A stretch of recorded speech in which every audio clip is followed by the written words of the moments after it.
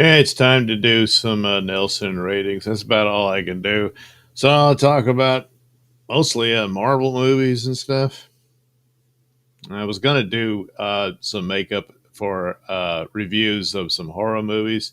Those will come out, but I think this is the best I can do before I'll have to get out of this chair again.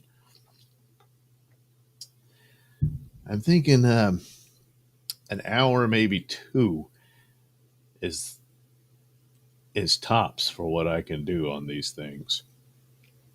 I don't know. Sorry, I'm falling apart.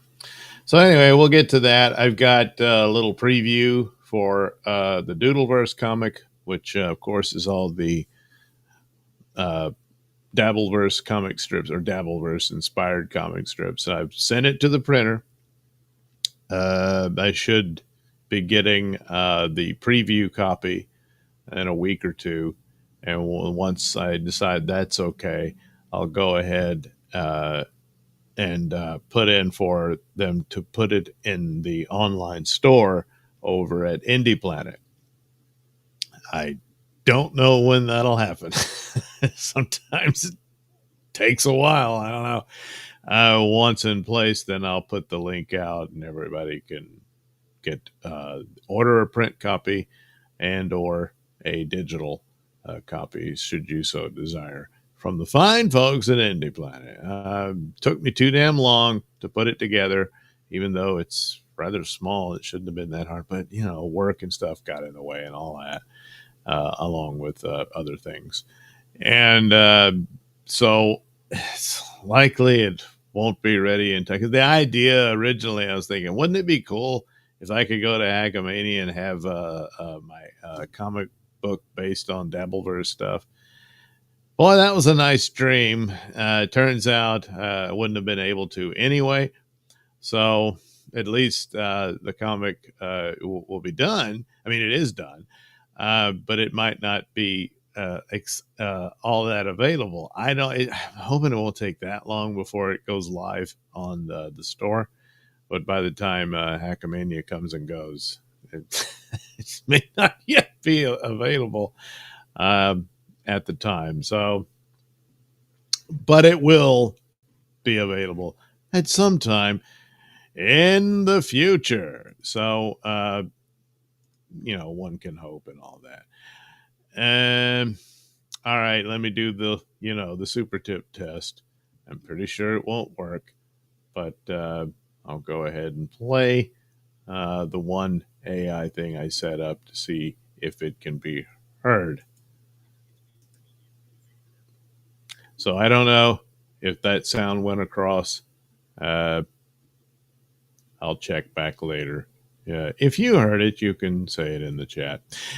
All right. I will get to these little articles about Marvel movies. One about Batman, and that'll wrap that up. The same approach, more or less, as I do the Nailsin News shows. Hang on. Oh, God. It's embarrassing, but I've got this lightning bolt of pain, probably sciatica, shooting through right in front of everybody. But anyway, there it is. So that's what I'll do. And then after that, I'll give you a little preview of the comic book. And then I will, very simply, there's not a lot to it, but I'll put together a little Photoshop image for the Anthony Cumia show. So won't that be nice? Had a theme this week of Anthony as Ant-Man. Yeah. So this will be the final one of those. Well, for this time around. So all right, we'll get to it. First up, speaking of bug people, Spider-Man. Make sure it is coming through, and similar, as I said, to Nailsin News, is that I will later go through this and edit it for individual videos. down the road for those who just missed out and don't want to sit through an hour-long live stream or something like that. Well, no, you wouldn't want to do that. Or maybe you would. I don't know. But anyway, yeah, I'll cut each individual little story out on its own later. So anyway, Spider-Man 4 rumored villain makes brand new day title make total sense. So Spider-Man doesn't look happy. Oh, which one of these guys? Well, he's already showed up. He was in Sony. I don't know if that'll have it. But wait, who's this?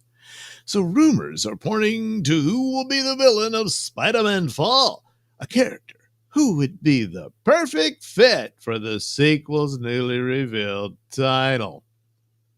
Well, considering all the negative reactions to it, because Brand New Day was an era of the Spider-Man comics that followed a story called One More Day, which erased the marriage of Peter Parker and Mary Jane Watson. So they now in the Marvel Universe, they were never married. It's a long-winded nonsense story. But the interesting thing about it is that the circumstances therein were somewhat similar to what they did in the movie. The last one they did, where Doctor Strange was helping Peter erase everyone's memory of his secret identity being revealed. A similar thing did happen in this comic book story. He had his identity revealed. He just did it on his own. But it ended up getting his Aunt May nearly killed. He didn't think of that. So instead, it was Mephisto, who's basically the devil in the Marvel Universe, cut a deal. It was really ridiculous. He cuts a deal with people to make them sign over their souls in exchange for some magic trick of sorts or power or whatever they want. But in this case, he decided, you know what? I won't take your soul, but I'll take your marriage. And he explained that when people go into a deal with him for noble reasons, in this case of wanting to save his Aunt May and all that, and protect his loved ones from the knowledge of his identity and all that. When people make a sacrifice like that, even though they're stuck in hell for all eternity being tormented for payment, they take a certain amount of comfort in knowing I did this for the ones I love. And so he's like, I can never really hurt them enough. So he decides to do this. What does he get out of it? He just gets, I ended their marriage. I guess it was stupid. They were just trying to figure out some way so that he can go back to being a single young man and that sort of thing. They just could say it's a reboot, time travel shenanigans, whatever. But whatever. That's what they did. It was loathed by most of the readers and whatnot, but they've kept it that way ever since. And then the follow-up story was called Brand New Day. So anyway, that's the title for the next Spider-Man movie. As they said, the home trilogy is over. So they won't be using the word home in any of the movies going forward. I don't know if Brand New Day means another new day will be if they do a fifth Spider-Man movie. But anyway, Mr. Negative is the villain who will they're theorizing will be in it, since he was the villain in the Brand New Day era, off to the start anyway of the Spider-Man comic. So this is actually art from the video game, but you get an idea of what it could look like, so it'd probably be something like that. So insider Daniel Rickman shared a rumor indicating Marvel Studios is looking to cast an Asian actor between the ages of 30 and 50 for a big role in 2026's Spider-Man Brand New Day. This report is one of numerous factors leading fans to believe that the role in question is Mr. Negative.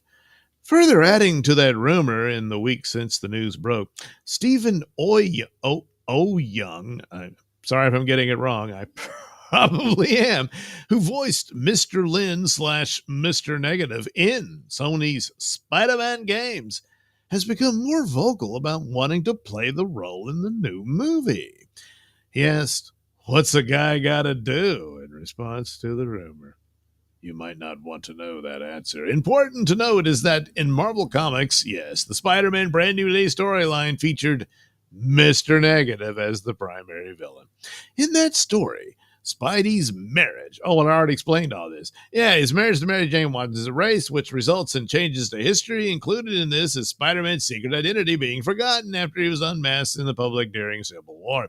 Similar to the spell that Doctor Strange. Yeah, there you go. You're all caught up. The comic features Mr. Negative as a ruthless crime boss who uses dark force powers to terrorize the Big Apple. Hey, that's New York. However, he is also Martin Lee, a philanthropist who runs charity organizations, most commonly Feast. Lee previously made a name for himself in modern media as a role with a role as one of the main villains in the Marvel's Spider-Man PlayStation game released in 2018. Fully showing his Mr. Negative side, he would join Dr. Octopus as part of that game's Sinister Six. So here he is. Negative. Looking at Spider-Man's recent MCU tenure, Marvel Studios and Sony Pictures have plenty of natural avenues through which to introduce Martin Lee in Spider-Man 4. Most notable is the inclusion of Feast in Spider-Man No Way Home, which was a charity organization Marissa Tomei's Aunt May helped run. Also important to remember is Feast's place in the 2018 Spider-Man video game and its sequels. The first game heavily featuring Martin Lee as the shelter's benefactor. So he sounds all positive and nice, but then when he becomes Mr. Negative, well, it's a different story. So it's all just a front, you know. While there was no sign of Lee in No Way Home, Brand New Day could introduce him either as Feast's new leader after Aunt May's tragic death. He could also have been the shelter's founder long before May died. More than likely, yeah. But no matter which option is picked, his inclusion in the story would be just about seamless. Lee could also be a great villain to use when thinking about this film's mix of street level and multiversal storytelling due to its connection to the Dark Force and more supernatural powers. Well, he definitely comes from Earth. His wild powers could lend themselves to meshing well with potential multiversal storylines as well. For now, fans wait to hear more news from the Spider-Man Brand New Day, set as the sequel looks to start filming before its July 31st, 2026 release date. So anyway, stands to reason. So likely, yeah, this guy will be the main villain, and probably yes, will something he does in fighting with Spider-Man might open portals or whatever, that kind of thing. And once again, Spider-Man is exposed to the multiverse, which he already knows about because he met his other selves in the previous movie, you know? And so I don't know, but that tends to be something I would expect from the Spider-Man movie. I'm hoping it is more street level because you didn't get to see a lot of that. And a good bit of Spider-Man comics was this street level vigilante type superhero. And with this Mr. Negative being kind of a crime boss would fit well into that.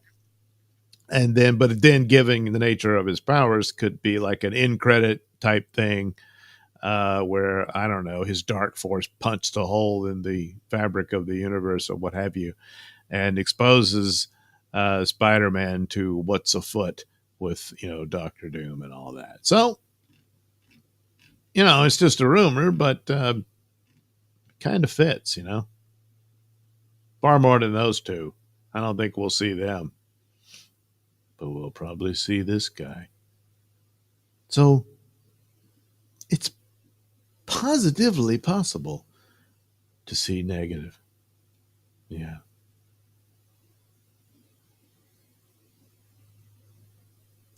All right. There we go. All's well with that. A. Thompson, is this the Doug Nailsin? Oh, yeah. There may be other Doug Nailsins. In fact, there is. I don't know what became of that guy. He had his own, damn it, what was that? It was some kind of seasoning product. Oh, fish fry stuff. Yeah, I think it was out of Texas or whatever. I don't see it anymore. Maybe it went under or something. I don't know. It was pretty good stuff, but it had the picture of the guy. It definitely wasn't me, but it would show up, and it was Doug Nailsin's fish fry or whatever. Anyway, there's probably other Doug Nailsins, but I'm the Doug Nailsin. The others, I'm going to allow them to use the name and everything. I'm not going to make a fuss about it, but I mean, come on. It's me. A. Thompson, Doug Chad shows these 1970s Spider-Man TV show clips. That was a great show. I wish I could download that somewhere. I think quite a few of them, maybe not quite a few, but one or two or whatever can be found over at the Internet Archive. They got a lot of movies and shows and stuff. Now, for the most part, they're supposed to be public domain films, but I don't think the 70s Spider-Man show should be there. But it is. Last time I was looking through stuff, there was. I think, hey, look at that. So anyway, A. Thompson, it was so lame, but I loved it. Yeah, it was. It wasn't great, but I remember watching that as a kid, and it was, it was cheap. It's what they could use and all that sort of thing. There was that, and there was a couple of, I think, TV movies for Captain America.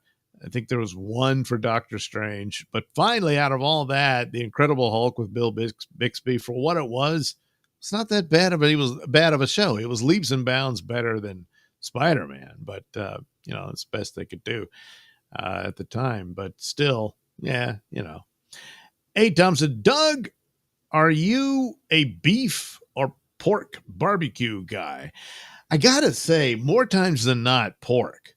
I mean, you can throw chicken in there, but beef, it's all right, but more into pork. Yes, afraid that is the case. All right, let me see what else I got here. What was next? Oh yeah, Fantastic Four. So I'll do that. Well, where is it? You bastards, where did you go? Oh, there it is. No, that's not it. Now, wow, why is it at the bottom? It's the second one. That's weird how it lines up. But anyway, this is something that may or may not mean something. But we'll see what that'll do. So it's just the toys revealed something, but here we'll check it out. Plus, there's other. Does it allow me to? I don't know. There's another Fantastic Four thing I'll deal with, but anyway. Fantastic Four First Steps mysterious bracelet could have important Avengers in-game or Spider-Verse connections. So what could it be? Oh, what? So apparently a little teaser was released for the toys based on the Fantastic Four movie, and people zeroed in on these bracelets. Now I notice the Thing is not wearing one, but then his wrists are huge. I don't know, maybe he'll wear it as a nose ring or something. And then Johnny, of course, probably burns it off. So maybe if they just hold hands with Reed and Sue, they can use it. So what does it mean? Well, of course, Tony invented these things in Endgame so that they could travel back in time and undo what Thanos did, and that was the means by which to travel through the quantum realm to go into an alternate timeline or what have you, and get Infinity Stones that way to undo Thanos.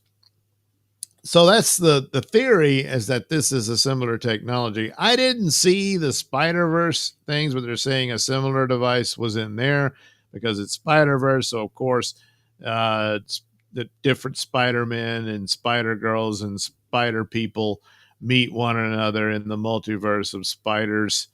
I'm not a fan of the Spider-Verse idea. I don't have a problem with multiverse stories. I grew up on it with DC Comics, but it was very simple and not as scattered and crazy as they're doing it now. And the thing about Spider-Man, there's been so much emphasis on that to where he's just one of, I don't know, thousands of spider people. Kind of not that special anymore, is it? So anyway, that's apparently I guess it was a handheld thing. I don't know. Never bothered to watch those. So, but it probably fits in. And good Lord, they're probably going to have some of the Spider-Verse people show up in this multiverse shenanigans they're going to do with Doomsday and Secret Wars. So odds are there is something to it. It's almost like he's making brass knuckles or something. But anyway, then there's this poster art of the actual actors in their suits and everything. And oh, look, Reed's got one and Sue's, I guess, wearing on it. But we'll go with it. And then, of course, the plot leaks have been all over the place. And it's more than likely they're going to have to escape their universe, probably using similar technology. And it's probably that Reed can come up with the same thing that Tony Stark did, and off they go and end up in the MCU. So there you go. How about that? Isn't that something? So that's probably the deal.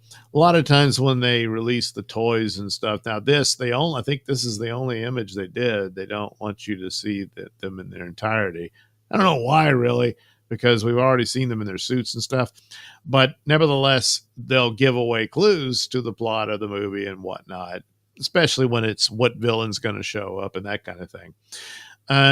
But here it's, hey, look, they're wearing those things. So there's probably something to it, Probably. Does this? No, it does not. Maybe. Okay, there it goes. That should do it. Yeah.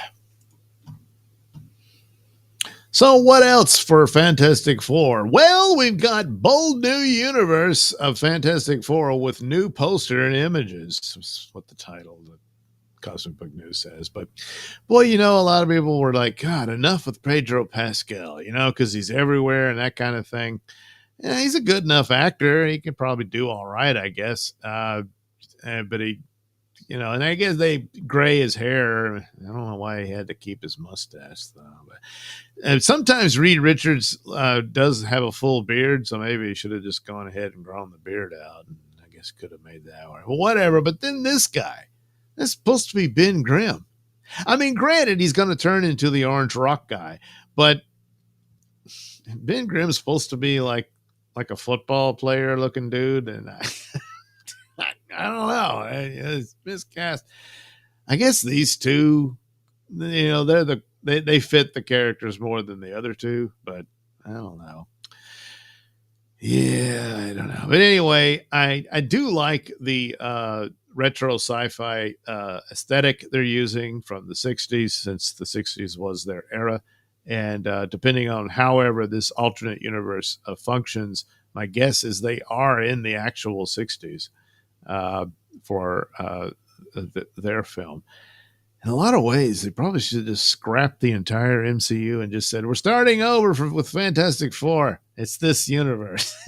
And done that, But I don't think that's how it's going to happen. So Empire Magazine caught up with director Matt Shackman, who shared the Fantastic Four of the biggest celebrities on their planet which is set in a different universe.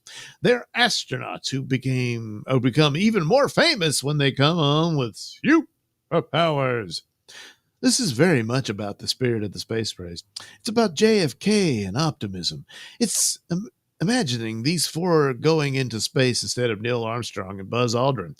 This idea is that they are the most famous people in America because they're adventurers, explorers, astronauts, not because they're superheroes. Well, I imagine the superhero part is going to become a bigger part of the rest. But anyway, and they come back and they're superheroes on top of it. But primarily they're astronauts. They're superheroes. Come on. They say, yeah, astronauts. But when they come back with all those powers, that's all anyone's going to talk about. Shackman also says his Marvel film was heavily inspired by legendary director Stanley Kubrick, who's known for 2001: A Space Odyssey. A Clockwork Orange, I doubt you'll see much of that kind of imagery. The Shining, hardly any of it. That, unless, Dr. Doom is Full Metal Jacket, good Lord, I don't think we'll get any of that here. But 2001: Space Odyssey, well, yeah, they'd probably go for that aesthetic, Shackman continues, I really wanted to go with as grounded a version of space as possible. So no wormholes, giggle. Their tech is very much retro future, but it's also booster rockets. Well, yeah. It's a combination of Marvel and Apollo 11. I really wanted it to feel like it was made in 1965, the way Stanley Kubrick would have made it, within reason. So apparently in the 60s, if Stanley had been recruited to do the Fantastic Four movie, it might have looked like this. I doubt it, but anyway, set in its own universe. Well, yeah, it's in its own universe, but for how long? We're in our own universe, which is wonderful and liberating. Yeah, you don't have to worry about what's all been done before. So you're creating your own. But if they're going to become the Fantastic Four of the MCU, then,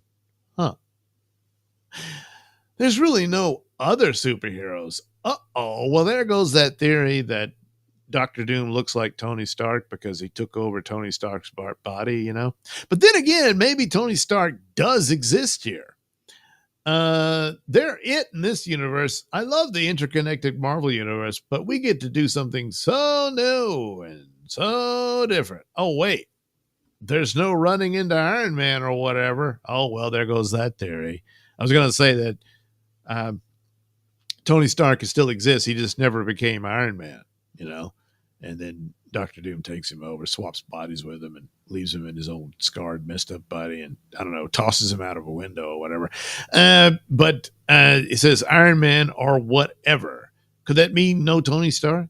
Or does it just mean no Iron Man or Captain America or Hulk or any of that? Maybe that's what he means. Maybe there could still be a Tony Stark in that universe. Anyways, eventually this world will meet up with other worlds. Yeah, in the next movie, Doomsday. But for now, this is our own little corner. Yep, for now, until they destroy it all. Or Galactus eats it. Something like that. So the plot, set against the vibrant backdrop of a 1960s inspired. So they say it like that. But does it mean it's actually the 60s? Or did it just mean it looks like the 60s? I don't know. Retro futuristic world, Marvel Studios, The Fantastic Fall, First Steps, introduces Marvel's first family. Reed Richards, Mr. Fantastic, Sue Storm, Invisible Woman, Johnny Storm, Human Torch, and Ben Grimm, The Thing, as they face their most daunting challenge yet, forced to balance their roles as heroes with the strength of their family bond. They must defend Earth from a ravenous space god called Galactus and his enigmatic herald, Silver Surfer, who's suddenly a woman now. And if Galactus's plan to devour the entire planet and everyone on it weren't bad enough, it suddenly gets very personal. I don't know. Does Galactus flash them before he destroys everything or something? But anyway, there you go. That's the Fantastic Fall. Yeah.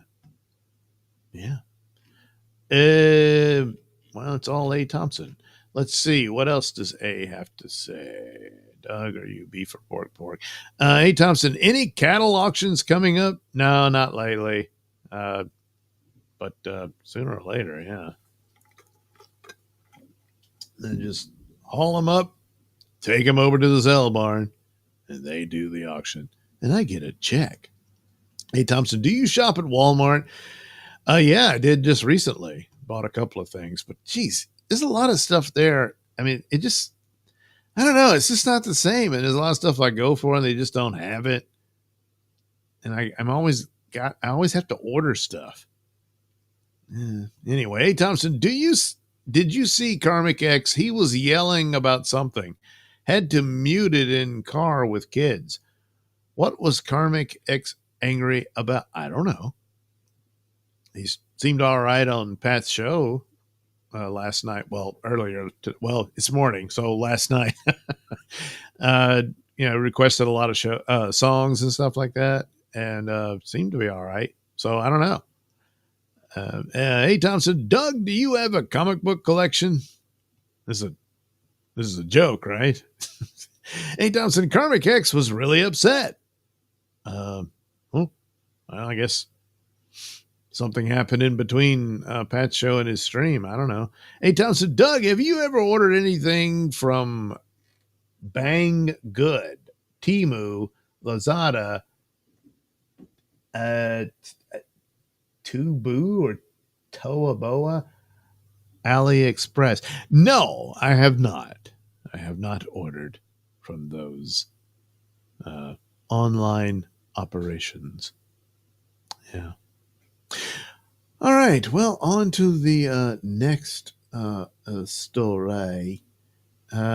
More Marvel stuff, but I don't know that this is really of any interest, but I'll do it anyway.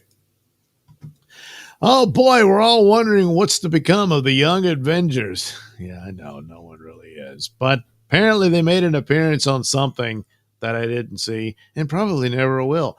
But anyway, here they did a crossover or something, and there's a story behind the first live action appearance of the MCU's Young Avengers. After Miss Marvel recruited Kate Bishop in the Marvels, I know, almost no one saw that. I did, but I'm one of the few. It bombed. And prior to reports of a Champions DP series, the Disney Treasure Cruise offered its own post-credit scene starring America Chavez, Cassie Lang, and Ironheart's Riri Williams. This marked the first time that MCU Young Avengers heroes crossed over on screen to accomplish a team goal. So here they are, I guess, recreating the end of the first Avengers movie, and they're sitting there having Coke and I don't know, maybe, I guess that's pizza. Yeah. So anyway, for the second ever Worlds of Marvel restaurant, never heard of it, Disney delivered a brand new show, Marvel's Celebration of Heroes Groot Remix. Never heard of it. I guess it's on DP. Yeah, well, which ends with a possible Young Avengers preview, following a quick glimpse of the three MCU heroines during the show. Groot Remix concludes with Friday, showing Riri, America, and Cassie celebrating their latest victory. The exhausted trio is seen seated at a table cluttered with plates and Coca-Cola. Yeah, we just saw. With America Chavez asks, who's up for shuffleboard? In an exclusive interview with The Direct, Walt Disney Imagineering explained that Ironheart, whose solo series arrives in 2025. Yeah. And America Chavez teamed up to fix Cassie's dad's quantum cores before they're recruited by Groot to celebrate Rocket Raccoon. The story Avengers Quantum Encounter, which connected to Quantum, and I don't know what that is. Was that some show they did on DP as well? A cartoon or something? I don't know. What Groot, when he took over the celebration of Hero Groot eventually enlisted the trio. A surprise party for Rocket, which included the karaoke and after party in tag scenes you see in the show today. Well, I didn't, and I probably never will. Avengers Quantum Encounter was Disney Cruise Line. Oh, so you got to be on a cruise ship to see it? Maybe that's the deal. And Marvel's first at sea show featuring Marvel Studios stars. It's also offered aboard the Disney Treasure. The show was led by Paul Rudd's Ant-Man, who's giving a presentation of the new PIM Tech Quantum Cores. So not only is the MCU connected on screen, but also within Disney's variant MCU timeline of theme park and cruise line experiences, all of which mirrors on-screen canon. Oh, that's great. Disney Cruise Line's second ever MCU show, Marvel Celebration of Heroes Groot Remix. This is, okay, you get it. You got to be on the cruise ship to see all of this. And blah, blah, blah, blah, blah, blah, blah, blah, blah, blah, blah, blah. So, yeah, they teased the Young Avengers, which was a series some time back. And except for her, yeah, these two girls were not a member of that. Neither was Ms. Marvel. Kate Bishop was. The kid from Agatha, he was one of them, and his brother was the other one. And then there's a Hulkling, a Skrull who shapeshifts into a Hulk, who becomes the boyfriend of the guy from Agatha. Yeah. And then there was a teenage Iron Man, called himself Iron Lad. Yeah. And they formed the team. Oh, and they had a kid who was the Patriot. Yeah, it was like a young Captain America type. And so there you go. That was Young Avengers. But the big reveal was Iron Lad was actually Kang the Conqueror when he was a teenager from the future. Yeah. But they're not going to be doing any Kang the Conqueror stuff anymore. So anyway, probably for a DP show, they'll throw that on there, provided MCU lasts long enough for them to do it. But Riri show was already shot, so yeah, they'll dump that on there. And probably have some in credit scenes in the final show or something where she's recruited by the other mostly girls at this point, girls and one gay guy. And if his brother gets resurrected, then he'll show up. And maybe the other two will be introduced later. Again, provided the MCU survives long enough, which is rather dubious at this point. All right. Comic was really upset. Have you ordered anything? No. Howard Thomas. Good morning, Howard Thomas. It says, good morning to you, my liege. Liege? Well, all right, I'll take it. Let's see. What else for Marvel? Well, here, probably the one movie out of what they're releasing might actually have a chance at being good. It probably won't be successful, but it's, it'll do it. Well, I mean, narratively speaking, probably better than Captain America 4. So anyway, let's get to it. Make sure it's on there. Yeah, there it is. Marvel's Thunderbolts tickets now on sale. Trailer posters released. Well, you can check the trailer out as you wish. But the thing about it is there's been no stories of any problems. There's been no stories of massive reshoots, which is rare for a Marvel film. And with introducing this guy, the Sentry, and knowing about him from the comic books and his level of power, I mean, it's only my guess, but he's someone who could fit in with the level of power they're going to be dealing with in Secret Wars. And I'm kind of wondering if there's any connection there. But probably not. I don't know. He was mentioned as being in the cast of Avengers Doomsday. So he does survive. I don't think she survives because she wasn't mentioned in it, So anyway, hey, look, Elaine. So here's another poster for them.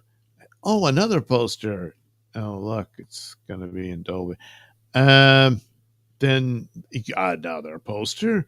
Oh boy, I wonder what this means. Oh. It's a giant asterisk. So why is there an asterisk? One theory was that they're going to be introduced as the Dark Avengers because there's no Avengers and they're supposed to replace it, which was kind of the story in the comics, but it was a very different team and all that sort of stuff. But yeah, it's probably not worth bothering. You know. So anyway, oh boy, it'll be in 3D too. Isn't that great? So yeah, another poster for the team.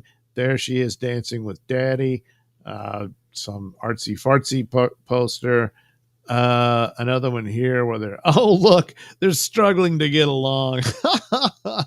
And that's what I guess Japan gets for their posters. So best of luck to them. But again, just the basic plot and story.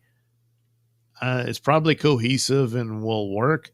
It's just nobody really knows any of these people for the most part. They might recognize him as Bucky. They'll recognize Elaine. If they saw the Black Widow movie, they know her and her dad.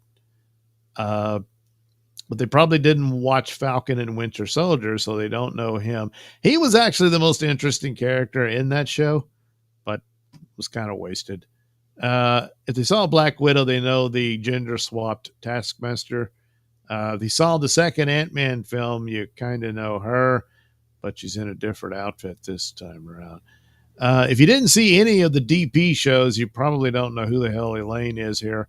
And this guy's brand new. So I don't know if there's much excitement for it. But as far as their Marvel movies go, their big hopes is for Fantastic Four. But story-wise and stuff, and then word of mouth can go a long way if it's a good, fun movie, and that can work. And Thunderbolts just might be the little Marvel movie that could. All right, we'll go with that. A. Thompson says, don't sleep on that IMAX Laser 3D. It's really impressive. Yeah, but I don't have an IMAX theater close enough. I'm not going to go out of my way to go to an IMAX theater for Thunderbolts. I'm going to see Thunderbolts, and I'm serious. It might be pretty good. But yeah, not really. Plus, I'm lazy and all that. So, continuing on with Marvel here. Oh boy, look who's coming back after saying his character was finished from the TV show. I knew better. Okay, everybody did, but anyway. Loki lives. Tom Hiddleston teases return in Avengers Doomsday.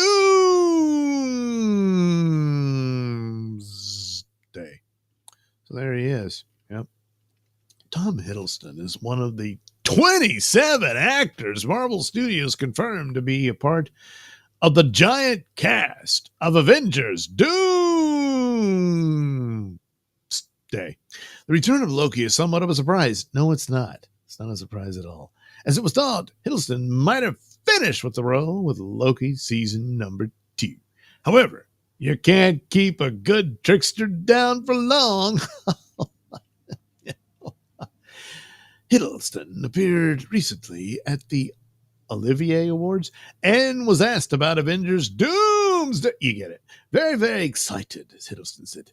It's really remarkable, actually, that I can talk about it because mostly I'm in a position of knowing and not being able to say anything. The actor was asked, what is that like? He kind of just explained it, didn't he? It's strange, you have to be disciplined about carrying this secret around. It's been an extraordinary chapter in my life playing Loki, and it's not over yet. Tim Hiddleston and Haley Atwell. Really? I thought he was married to that other girl who was the villain in Marvel. Tim Hiddleston also happens to be starring in Much Ado About Nothing. Oh, well, don't worry about it. With fellow Marvel style Haley Atwell, who happens to be rumored to be returning in Avengers Doomsday, along with Chris Evans. Yeah, more than likely. Check out images and video. The pair singing and dancing. All right. Well, we'll see. Oh man, what a lucky bastard! Jeez, she is absolutely gorgeous. Just a beautiful woman. Yeah. So this is what they've been doing. Um, uh, well, they're bouncing up and down. That's nice. Yeah. Oh, good lord. Well. Oh, yeah. Well, you get to handle the merchandise. That's the cool thing. Okay. Well, there they are. Yeah. Well, wait a minute. Does Haley get to do that? There he is. He's, oh, you love me. You really do. Boy, really likes to dance a lot. Apparently, it's a love story. And there he is. He's posting a lot of pictures of himself. There is the ever wonderful Haley. Yeah. Yeah. Uh, I don't know. He's blowing kisses. He blew it. He's making sure his fly is not open. Looking at the ceiling, like, where the hell is all this pink crap coming from? And then, I don't know, they're sitting around. What the hell did we just do? I don't know. You want to clean up all these flies? Not really. And then she's like, you know what? You guys are the best. And then, I don't know, he's like, Haley, check out my ass. So, and I guess she is. So there you go. That's the story there with what he's been doing with Peggy Carter, you know. So anyway, there he is from his TV show where he ended up being the god of time. So if you're going to do, you know, multiverse shenanigans, odds are Doctor Doom is going to go up against Loki, god of time. So the last we saw of Loki was at the end of Loki season number 2, where he made the ultimate sacrifice to, well, he lives forever. So, I mean, but he's got to sit on this chair for all eternity and stuff to save the multiverse after countless failed attempts to fix the temporal loom and prevent the collapse of all timelines. Loki realized there was only one way forward. He had to take control of the chaos himself. In a powerful moment, Loki embraced his destiny and transformed into the god of stories.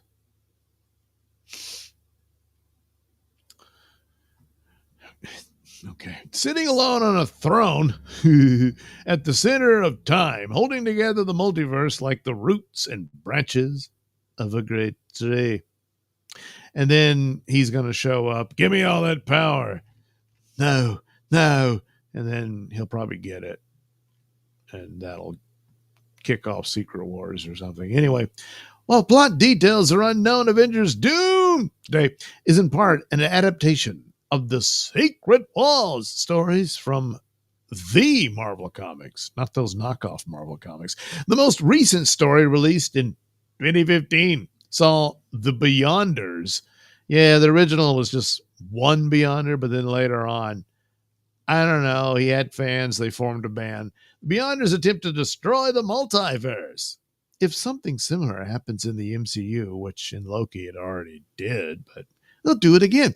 They might have to go through Loki to finish the job, and they probably will. The story also sees Doctor Doom steal the powers of the Beyonders, which, again, he did in the original as well. And create Battle World, a patchwork planet formed from the remnants of destroyed universes. So there you go. Once again, kind of like in Deadpool and Wolverine, they'll be on a planet with different parts of the different superhero iterations you've seen over the past nearly 30 years. For one more big bash, and then that's that. We'll probably have to, move on to greener pastures and all that stuff. Oh, well. A-Tom said, you need to go out of your way. I won't. A. Thompson, LOL, Marvel needs every gimmick they can find to make the movies worthwhile on IMAX Laser 3D. Yeah, that won't work. I just don't, I don't, and even the setup for this, they got the Russo brothers coming back and all that stuff. The problem is it's not much of the setup as it was for Infinity War. They've had just one failure after another. Whatever their plan was got derailed by Jonathan Major's scandal. And so now they're just going to throw in Robert Downey Jr. God knows what they're paying him for a character they haven't established at all. Like Thanos, they did. There was a slow build up for this guy. And with Doctor Doom, there really hasn't been. A lot of people are familiar with the name and all that sort of stuff, but not in this series of films. So I don't know. And despite how bad that Daredevil show was, nobody showed up to watch it at all. So by now, with word of mouth, they're thinking, oh, well, it's not worth the time to binge it or whatever. But that was the most popular of the TV shows made on these characters. And then it has this big comeback and nobody bothered to even look at it. So the brand is severely damaged. So I don't know. I mean, Fantastic Four, out of the curiosity, might do well. Spider-Man, when he gets his movie off the ground, will do well. And I guess Doomsday, well there'll be a good opening week and whatnot. But I just think the Marvel thing has run its course because they had no ideas after Endgame. Are you close to Lafayette? Not really. I mean, that's a little over 2 hours drive. Yeah. But, yeah, I'm not doing that. just to go see Thunderbolts. No. Sorry. Not gonna do it. Not gonna do it. And I don't wanna. I don't have to. Anyway, one of the bright spots of Marvel's endeavors on DP was Werewolf by Night.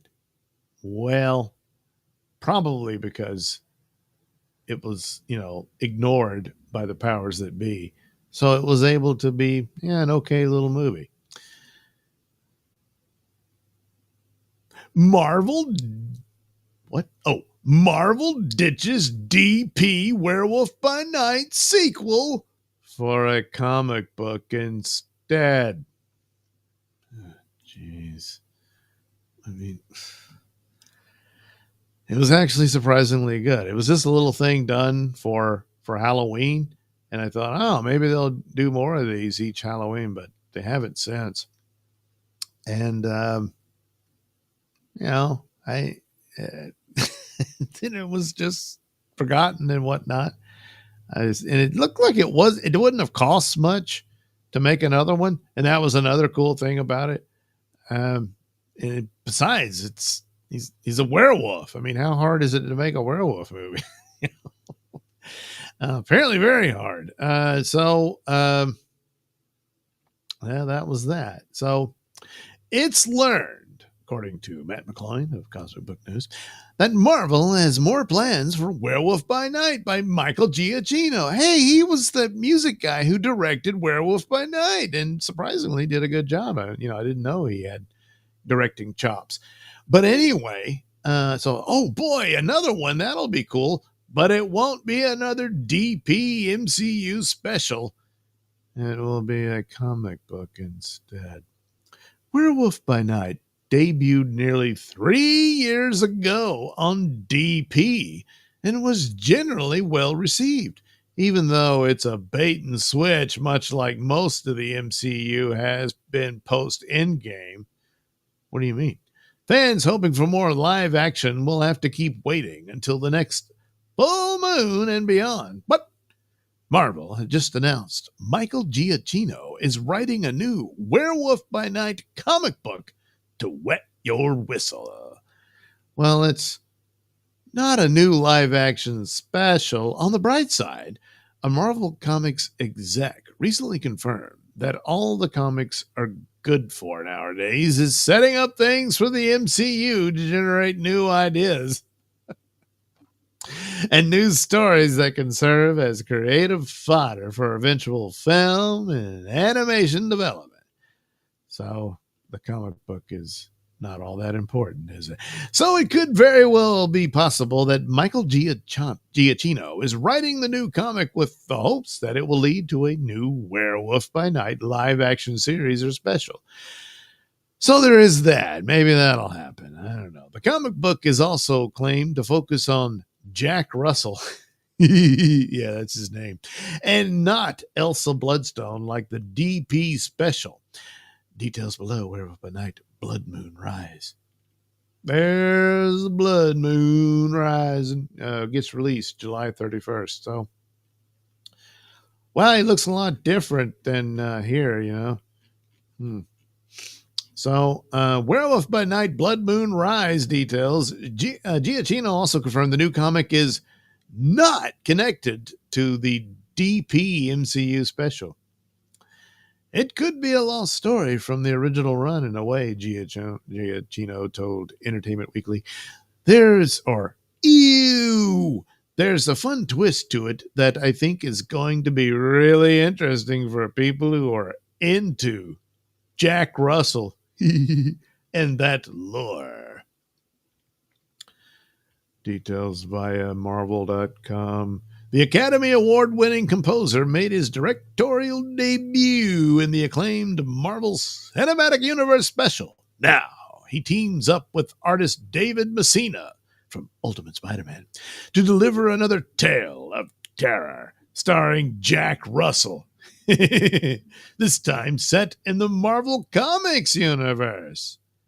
Okay, so they'll do it that way, and then the adaptation, so he won't look like this. He'll look like this again and have a similar story, provided he gets the green light to do another one, So Werewolf by Night, Blood Moon Rise spotlights what makes Werewolf by Night such a captivating Marvel icon. With over 50 years of comics history and 100 times as many bodies in his wake. Yeah, but they all had it coming. In addition to Giacchino's story that pits the tortured hero against Dracula, the one-shot will also have a backup story by Jason Liu, writer of the current Werewolf by Night Red Band comic series, celebrating the character's history and future along with various bonus material. Well, that's nice. So,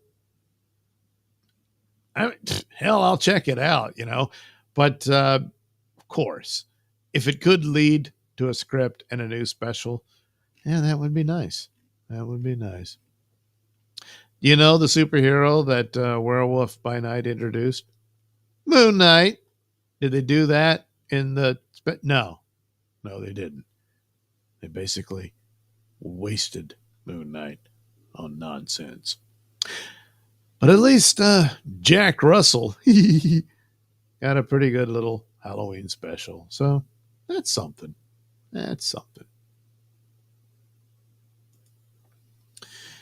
Okay, no more of that. All right. I'll move on to the final story. Batman. What's going on there? I'll make sure it's... Yeah, there we go. The Batman Part D's delay, supposedly a result of Matt Reeves being close to a Chadwick Boseman situation. Good Lord. Much has been said about the Batman Part 2's continued delays, as we're sure you're aware.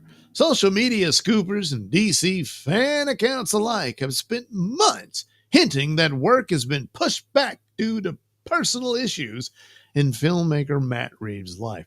Well, I heard a little bit of this, but for the most part, most of it was wondering whether or not the movie was going to be greenlit to be done at all or canceled or whatnot, with all the troubles Warner Brothers has. Plus, the first one didn't do as well as people like to think it did. Now, the Penguin series was excellent and was very popular, and it probably saved Batman's hash. So the problem here is okay, why not be able to take advantage of that as soon as possible? Uh, well, there's no script, so what's going on? And there were, little stories about, well, he's got some problems in his personal life. So what could it be? Hinting at some sort of health issue in an attempt to calm down fans frustrated with the delays seems in poor taste. And in many ways, it would surely be better to say nothing at all. That hasn't stopped Grace Randolph, no, of course not, from weighing in with this in a recent video. If you knew what Matt Reeves was dealing with, you'd leave him alone. I mean, it's not a Chadwick Boseman situation, but it's close. You should leave Matt Reeves alone in the way that you didn't. Regardless of whether it's Reeves or someone close to him who's allegedly unwell, the filmmaker does deserve some space and shouldn't be harassed by fans eager for the Batman sequel to be released. Well, I mean, a while back he was on a red carpet and the reporter asked him about it. I mean, is that uncalled for? And then there was the stories about perhaps merging the Pattinson Batman into the DCU. And James Gunn said, yeah, I thought about it, but, but the curious thing was Reeves' answer to it was, you would just have to figure out how that would work or how that would fit or something. And I thought, well, but since then, that doesn't seem like that's going to happen at all. So, some of the things I thought was that the Penguins' performance was so good that whatever ideas they had for the sequel probably changed to emphasize more Penguin. In fact, for a Batman sequel, just make the Penguin the main villain and go with that, But it's just my guess. But since there's been this rumor around, maybe there is something serious with his family and stuff. So Reeves, meanwhile, as previously said, there's been a lot of stuff going on in my life in the last year or so, and he's been such a good friend. He's such a beautiful man. We're still finishing the script. I don't know who he is. And we're still finishing the script, and there have been so many things going on. This next year is about getting into production and getting the movie going. Well, that's all he said. So, there's already chatter about the Batman Part 2 being pushed again, especially with Robert Pattinson signing up for a lead role in Denis Villeneuve's Dune Messiah. Doing the rounds to promote Mickey 17 last month, the actor acknowledged, I started out as a young Batman, and I'm going to be fucking old Batman by the sequel. Well, yeah. Pattinson was later asked about shooting Christopher Nolan's The Odyssey later this year. I have absolutely no right to tell you. I can't even tell you where we're going to shoot. It's top secret. I'm going to shoot the Batman Part 2 after The Odyssey at the end of the year. I only have a vague idea of the script. Pushed on whether The Dark Knight will square off with Barry Keoghan's Joker, Pattinson teased, yeah, no, I don't know, potentially. We'll see what happens, but there are those who feel that despite the success of the Batman, it wasn't that great. And the Penguin, it was great. It might be best to just end Reeves' Batverse so DC Studios can focus on the Brave and the Bold set of the DCU. That movie is expected to revolve around The Dark Knight and Damian Wayne / Robin. The Pattinson Batman Part 2 will be released in theaters on October 1st, 2027. Or will it? Yeah, probably. I don't know. So it could be a case of both. There was some problems in his life. I don't know. But also, the Penguin was the metric or the barometer, and it was a really good show, and I'm assuming they got really great numbers for it on HBO. And so this is all right. And so Batman Part 2, unfortunately, is not ready to go and couldn't take full advantage of that It would have been great if just within a matter of months after the show concluded that you've got Batman in theaters with Penguin involved. But also, probably whatever script or treatment that they had, probably going to have to change around to accommodate more Penguin. So one of those, I think stands to reason. So yeah, we'll see. But if any more delays beyond what's already happened, then you really have to conclude it's in serious trouble. And especially since they want to get their new Batman off the ground for their new DCU thing. Then again, Superman could poop the bed, and that's the end of that. There'll always be Batman movies, but as far as a DC thing going on, that probably ends it right there. All right, there we go. Well, did an hour of all those Nailsin rating stories. Oh, God, the pain in my back. Jeez Louise. Okay, what was I doing? Oh, the comic book. Yeah, so let me go ahead and share a little preview of that. Stop sharing all this. Let's, oh yeah, window. There we go. All right, as you can see, that is the cover. That's what it will be. Make sure it is on there. Let me get back to it. So Doodleverse Comics #1, and just to not get into trouble of saying Opie, I just decided to put Oopsie Unleashed. Oh, look what's haunting his every waking hour.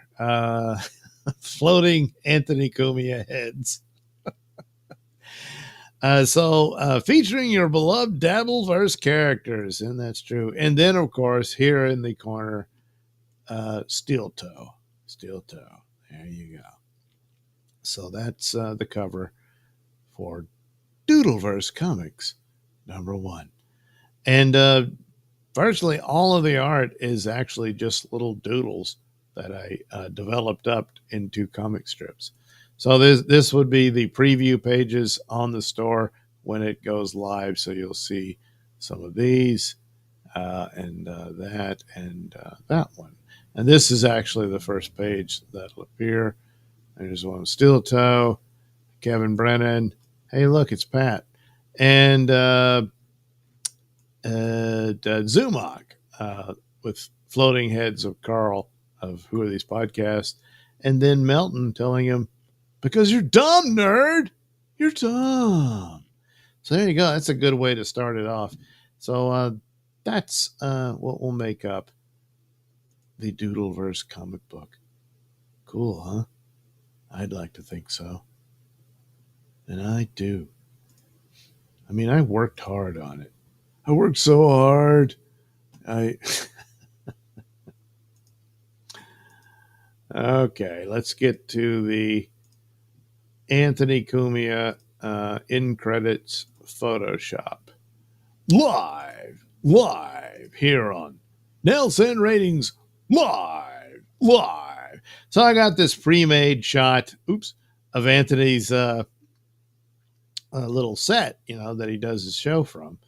And there we go. This is a flat screen one, but it's fine for what I'm going to use it for. And put a half-tone pattern in the back. I had to remove Anthony from the image, and then recreate the wall. So this, by now, he's probably got more stuff there actually in this score. This is from early on. And to cover up some other little painting I had to do to cover up whatever was originally in this. Had to add the flag. He does have an American flag there, but in the initial image it wasn't. And so I had to go and put one in. And then in getting rid of what was there, didn't have the chair, of course, because Anthony was sitting in it. So I needed a chair. So I just went and got one, put it in there, put the microphone here, Usually in the layered version, it's all different layers. So if I put an Anthony in the seat, the microphone will be there where it's supposed to be. All that kind of stuff. Plus his laptop. I can't remember why, but anyway, I took it to have it outside of the halftone pattern background since, well, the chair, the mic, that's in the foreground. So is the laptop. So there you go. That's basically the setup, well, with all of that, and get a lot of use out of it. Sometimes I just need this flat one for whatever I'm going to do. Other times it requires more of the layers, and sometimes I've actually had Anthony hiding behind the chair, stuff like that, in different images. So continuing on with the Ant-Man series. So earlier I knew I was going to do a bunch of Ant-Man images of Anthony, and so I just went and got Ant-Man pictures from, of course, Marvel. And there's Anthony's head photoshopped on it. It fits like a glove. And it was meant to be. And so there he is hopping around in this pose.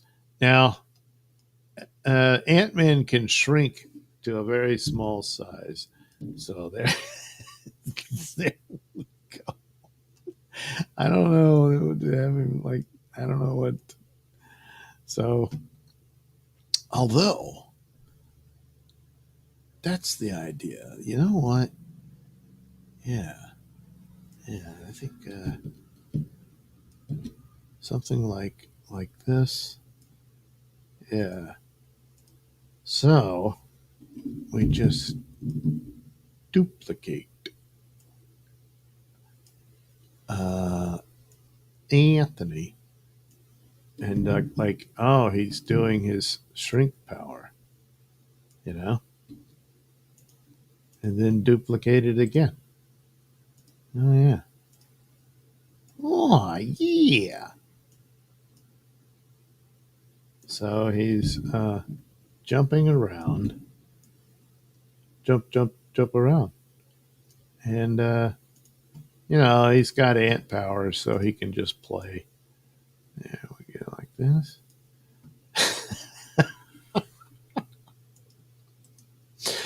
And why not? It's his studio. If he wants to play Ant Man, he can. He can shrink down to little Anthony into normal sized Anthony. Almost. He still hasn't gotten quite giant, but there we are.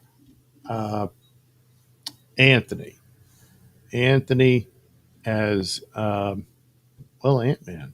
You know, so that'll make the end credits little tease images for the Anthony Cumia show. And you saw it put together right here by yours truly. Oh, yes. I wonder if I should add more like he's coming from around here.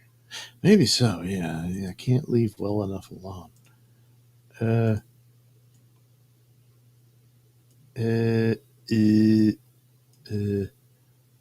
So, see, this is where I should have had the layers. Because I didn't want to leave all that extra space. So, slightly. He's jumping up there. Yeah. Yeah. Yeah. Oops. There. And then down here. Yeah.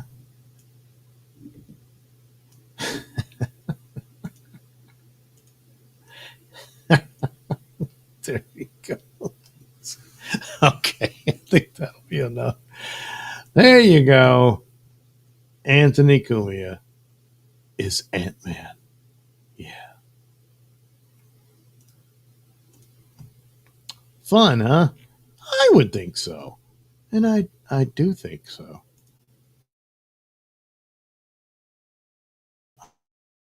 I do.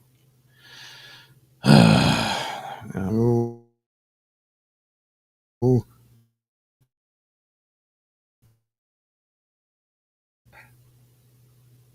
Are you close to Leesville? No. Um, all right. I think that'll conclude our program for today. And I hope you learned something. You should have if you were paying attention. Because if you weren't, well, you're not going to pass the quiz. Yeah, yeah. Okay, I guess that'll do. Oh, one more time. Let's try this. Oh, wait, I got to turn the stupid thing on. Hide that. Turn that off. Turn the camera on. Oh God, that's embarrassing. Um, let's see. See, I don't know. We'll see if that worked or not. And I forgot to put the stupid thing in the chat. I'm an idiot. See, what would it have mattered? God.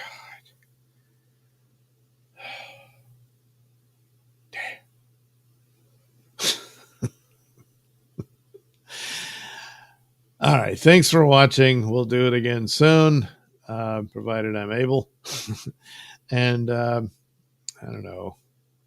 Hopefully, I'll draw something. That'll be fun. So my voice is going out. It'll soon be time for me to retire for the day so I can be up all night again because, I'm a night guy. Yeah. So, everybody, have a good rest of your day, and we'll talk again, well, soon.